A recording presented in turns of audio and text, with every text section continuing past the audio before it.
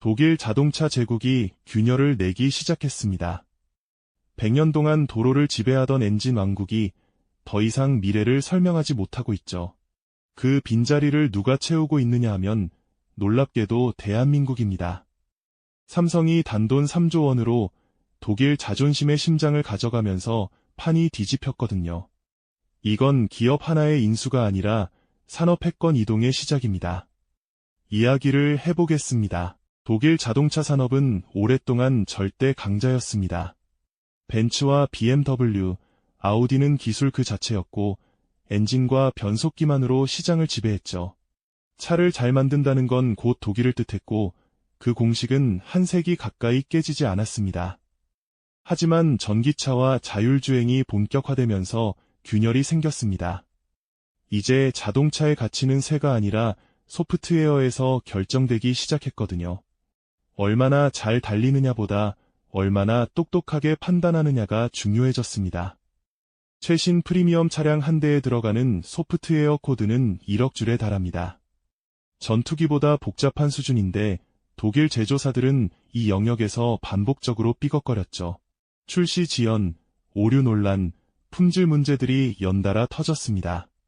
폭스바겐이 신차를 내놓고도 소프트웨어 문제로 욕을 먹었던 이유가 여기 있습니다.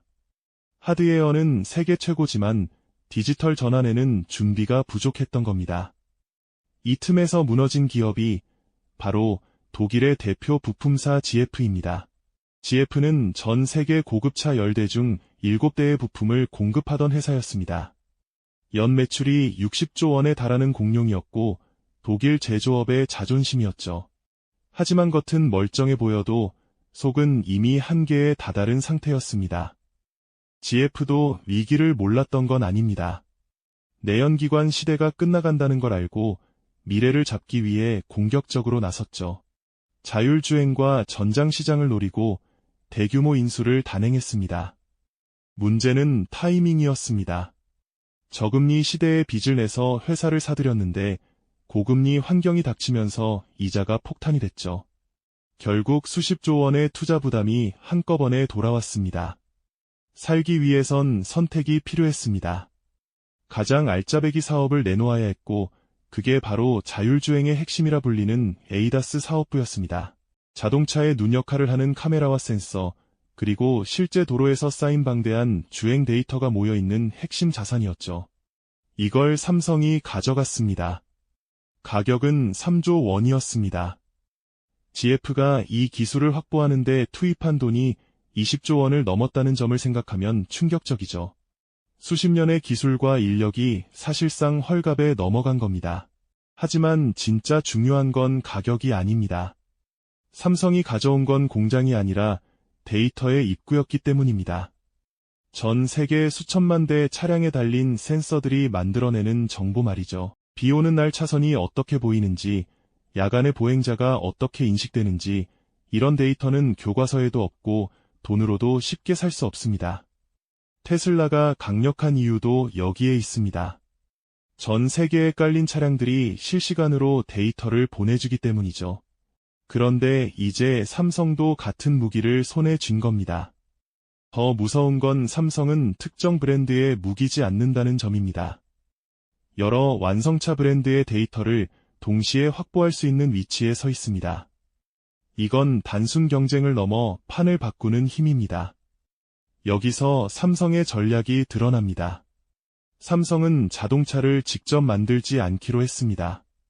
대신 자동차의 핵심 장기를 모두 장악하는 길을 택했죠.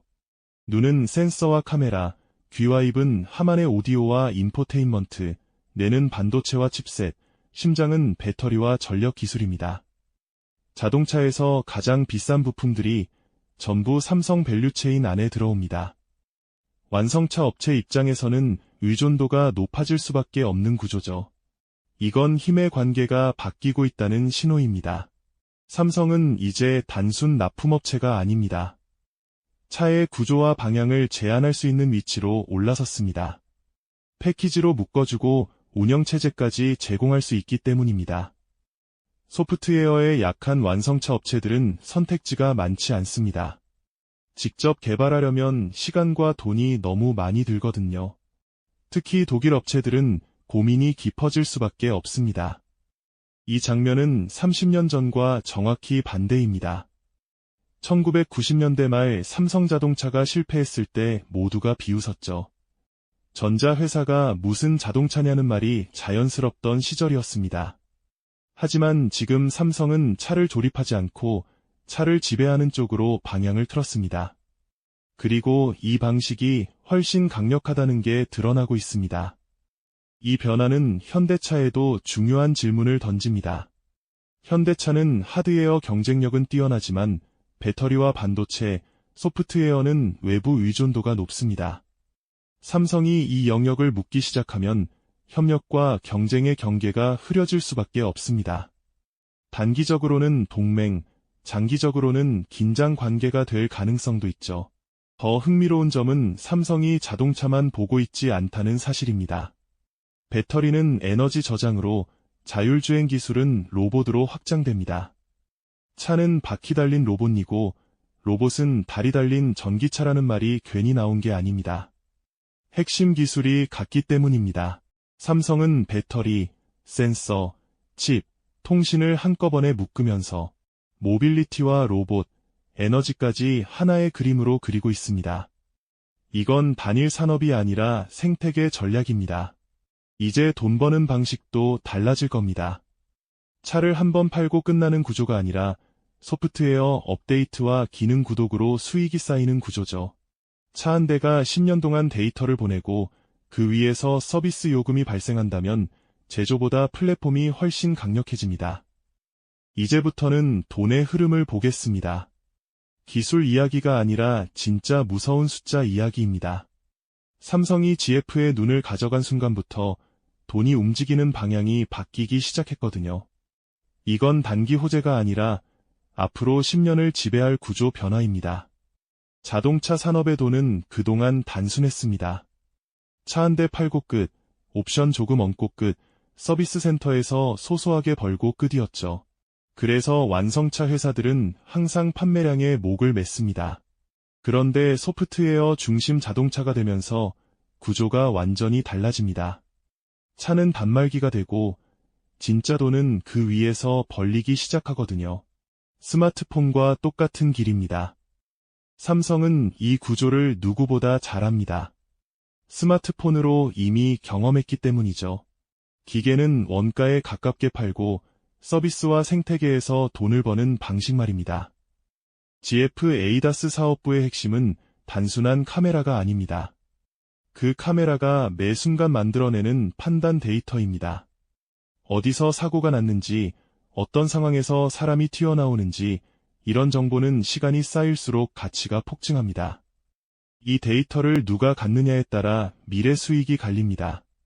광고, 보험, 정비, 지도, 교통, 로봇, 물류까지 모두 이 데이터 위에서 돌아가기 때문입니다. 삼성은 이제 이 데이터의 관문을 쥐었습니다. 차량에서 나오는 정보가 삼성 반도체를 거쳐 삼성 서버에서 처리되고 삼성 인공지능으로 학습되는 구조가 만들어지고 있습니다. 이건 단순히 부품을 납품하는 회사가 아닙니다. 플랫폼 기업의 모습입니다. 완성차 회사들이 삼성 시스템을 쓰는 순간 삼성은 매달, 매년 돈을 받는 구조로 들어갑니다. 가볍게 계산해보죠. 2030년 전 세계에서 매년 팔리는 신차는 약 1억 대입니다. 그중 30%만 삼성 생태계를 쓴다고 가정해도 3천만 대입니다. 차 한 대당 매달 5천원만 받아도 한 달에 1,500억 원입니다. 1년이면 1조 8천억 원이죠. 공장 더 안 지어도 들어오는 돈입니다. 이게 왜 무섭냐면 차는 평균 10년을 타기 때문입니다. 차 한 대 팔 때마다 10년짜리 월세 계약이 생기는 겁니다. 완성차 업체 입장에서는 선택지가 줄어듭니다. 직접 다 만들자니 너무 느리고 비싸고 삼성 걸 쓰자니 의존도가 커집니다. 이 지점에서 가장 긴장하는 곳이 어디일까요? 바로 현대차입니다. 현대차는 하드웨어 경쟁력은 최고지만 배터리와 반도체, 소프트웨어는 외부 비중이 큽니다. 중국은 가격으로 치고 올라오고, 테슬라는 플랫폼으로 압박하고, 삼성은 핵심 부품을 움켜쥐고 있습니다. 그래서 현대차의 선택지는 단순합니다.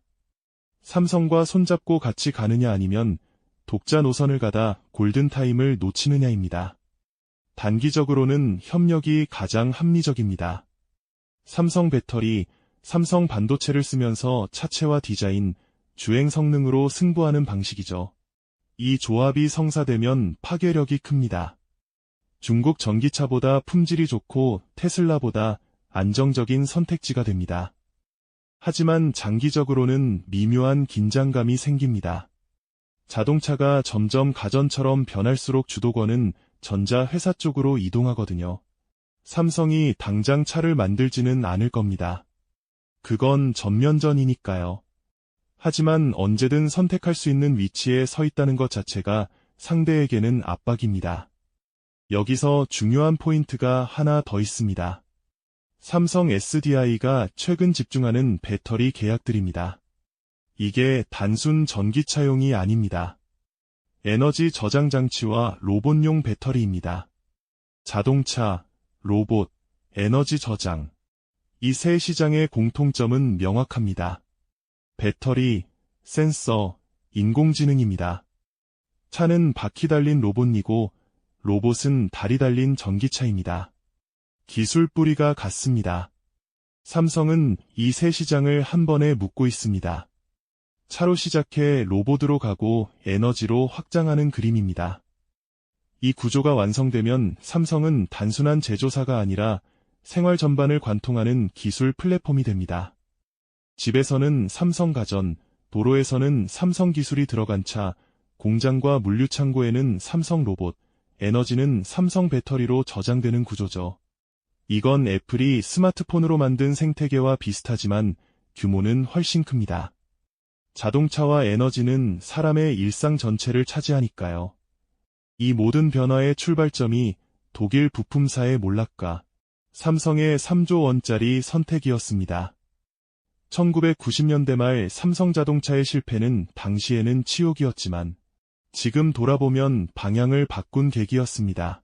조립을 포기하고 핵심을 장악하는 전략으로 전환한 거죠. 그리고 이 전략이 지금 꽃을 피우고 있습니다. 이건 삼성만의 이야기가 아닙니다. 대한민국 산업 구조 전체가 바뀌고 있다는 신호입니다. 우리는 더 이상 뒤쫓는 나라가 아닙니다. 반도체, 배터리, 센서, 소프트웨어. 이 네 가지를 동시에 쥔 나라는 많지 않습니다. 그중 하나가 한국입니다. 물론 리스크도 있습니다. 기술 경쟁은 더 치열해질 겁니다. 중국의 추격도 빨라질 거고 정치 변수도 늘 존재합니다. 하지만 방향은 분명합니다. 미래 모빌리티의 중심은 차를 조립하는 곳이 아니라 차를 움직이는 기술을 가진 곳으로 이동하고 있습니다. 이 흐름을 이해하면 뉴스가 다르게 보입니다. 삼성의 인수 하나가 왜 세계 자동차 산업을 흔드는지 보이기 시작하거든요. 이제 선택은 각자의 몫입니다. 이 변화를 기회로 볼지 남의 이야기로 넘길지 말이죠. 대한민국 산업사는 지금 큰 변곡점에 서 있습니다. 이 파도가 지나간 뒤 누가 위에 서 있을지는 이미 결정되고 있을지도 모릅니다. 이 영상이 도움이 되셨다면 좋아요와 구독 부탁드립니다. 여러분의 응원이 제게 큰 힘이 됩니다. 다음 영상에서도 더 유용한 정보를 공유하겠습니다. 감사합니다.